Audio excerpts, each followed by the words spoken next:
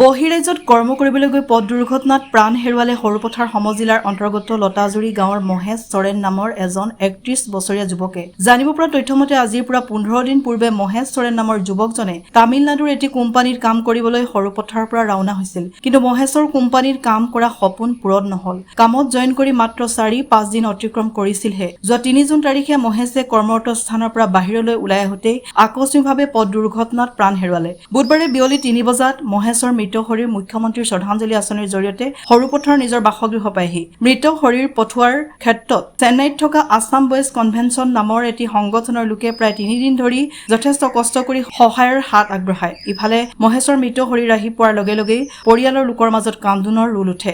দৰিদ্ৰ পৰিয়ালটোৰ আৰ্থিক দুৰৱস্থা দূৰ কৰিবৰ বাবেই মহেশে কোম্পানীৰ কাম কৰিবৰ বাবে ওলাই গৈছিল। কিন্তু নিষ্ঠুৰ নিয়তিয়ে সেয়া সম্ভৱ হবলৈ নিদিলে। মহেশৰ মৃত শৰীৰটো নিজ ঘৰলৈ পঠোৱাৰ ক্ষেত্ৰত ব্যৱস্থা কৰি দিয়া আছাম বয়েজ কনভেনশ্যন আৰু ৰাজ্যৰ মুখ্যমন্ত্ৰী ডক্টৰ হিমন্ত বিশ্ব শৰ্মাৰ লগতে বিশেষ সহযোগিতা আগবঢ়োৱা বৰপথাৰ আৰক্ষীক পৰিয়ালৰ লোকে ধন্যবাদ জনাইছে।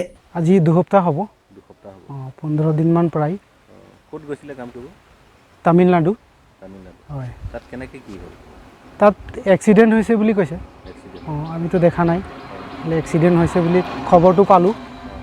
কাৰণে এক্সিডেণ্ট হৈয়ে তাই ঢুকালে বুলি গম পাওঁ। আপুনি ডাঙৰ? মই চবতকৈ ডাঙৰ। আপোনাৰ নামটো? মোৰ গুলঠু চৰেন। গুলঠু চৰেন। হয়। আপোনাৰ ঘৰটো জেগা নামটো? লতাজুৰি। লতাজুৰি। হয়। সৰুপথাৰ। লতাজুৰি সৰুপথাৰ। আৰু কোন কোনে আছে ঘৰত?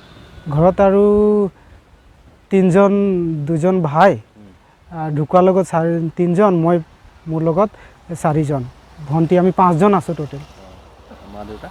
মা দেউতা? দেউতা নাই, মা আছে।